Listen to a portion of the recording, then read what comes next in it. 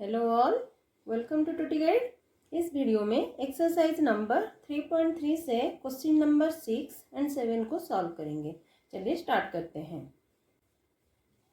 Question number 6, two adjacent angles of a parallelogram have equal measure, find the measure of each of the angles of the parallelogram. सभी को पता है कि parallelogram की properties में equal opposite angles of a parallelogram are equal, okay. पर adjacent angle are not equal. Equal कब हो सकता है? जब वो एंगल 90 डिग्री होता है। क्यों? क्योंकि sum of adjacent angle of a parallelogram is equal to 180 degree. तो यहाँ पर आपको दिया गया है कि two adjacent angles of a parallelogram have equal measure, मतलब दोनों का एंगल का मेजरमेंट सेम होना चाहिए। ठीक है, तो लिखेंगे step by step. Let that angle A and B be x। ठीक है, क्यों x लिए? क्योंकि मेजरमेंट हमको नहीं पता, इसलिए लेट x लिए। We know that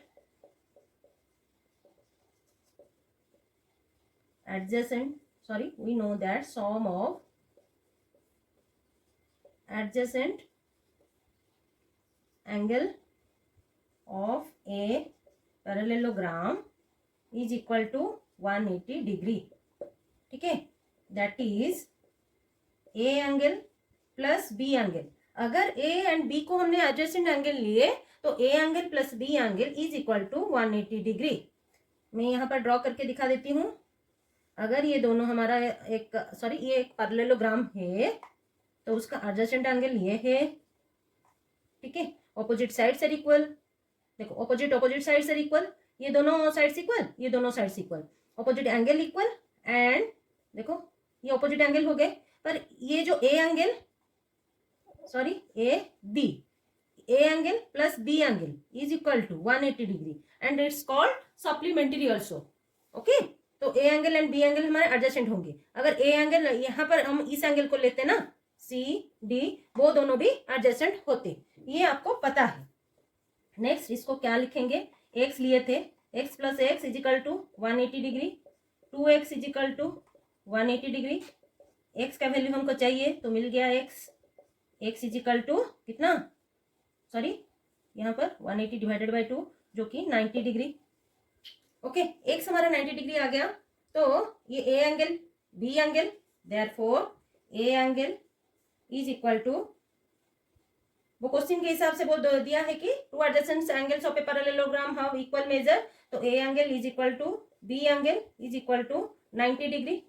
okay, next आपको ये भी आप लिख सकते हो कि ये जो a angle is equal to c angle, वो भी 90 degree, opposite angle of parallelogram.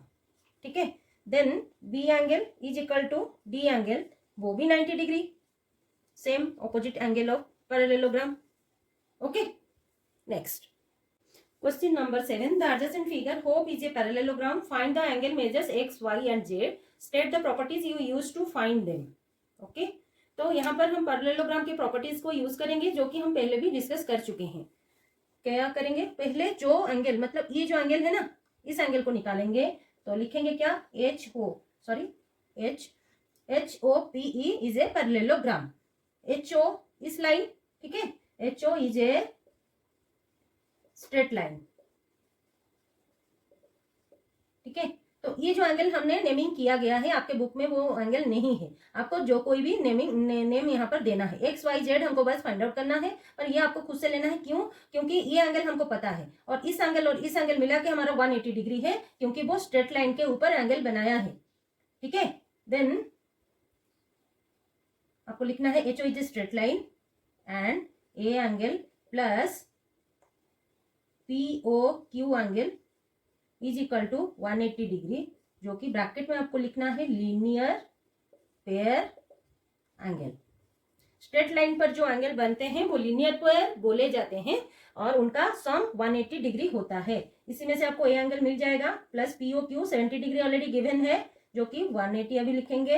Next A angle हमको 180 माइनस 70 इज इक्वल टू 110 मिल गया। ओके, ए एंगल हमारा मिल गया 110। Next comes to y angle, ठीक है। क्यों y angle? Y angle is equal to 40 degree. क्यों? वो और कौन से प्रॉपर्टीज? अल्टरनेट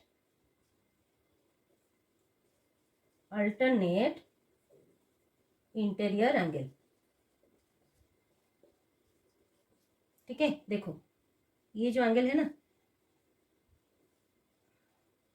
ये एक ट्रांसवर्सल है, ये एंगल एक, ये एंगल एक, ओके। तो ये दोनों अल्टरनेट इंटीरियर एंगल हो गए। ये अल्टरनेट मतलब ऑपोजिट साइड्स, ये लाइन का ट्रांसवर्सल लाइन का ऑपोजिट साइड्स में है, इसलिए अल्टरनेट, ठीक है। तो ये अगर 40 डिग्री हुआ, ये वाई एंगल अभी दिया गया है, ठीक है। तो आपको लिखना है अल्टरनेट इंटीरियर एंगल। तो वाई एंगल हमको मिल गया, वाई मिल गया, ए भी मिल गया। नेक्स्ट कम्स टू एक्स को। एक्स कैसे निकालेंगे? X is equal to a angle. क्यों? और वो भी 110 लिखेंगे। वो क्यों? क्यों? Opposite angle of parallelogram, okay. Opposite angle of parallelogram are equal, वो भी लिख देते हैं, करेक्ट। तो एक्स का वैल्यू भी हमको मिल गया, वाई का भी मिल गया, और ये जो सॉरी ए का भी मिल गया। अभी हमको जेड चाहिए, तो कौन सा ट्राइंगल लेंगे? इन ट्राइंगल HOP, ठीक है।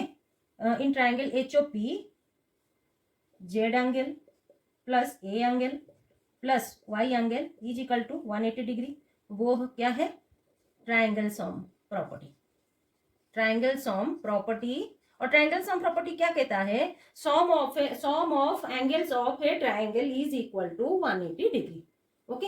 आपको बस लिखना है ट्राइंगल सम प्रॉपर्टी, अदरवाइज ये लिखना है कि sum of angles of triangle is equal to 180 degree. को कुछ भी आप कोई भी लाइन लिख सकते हो दोनों में से।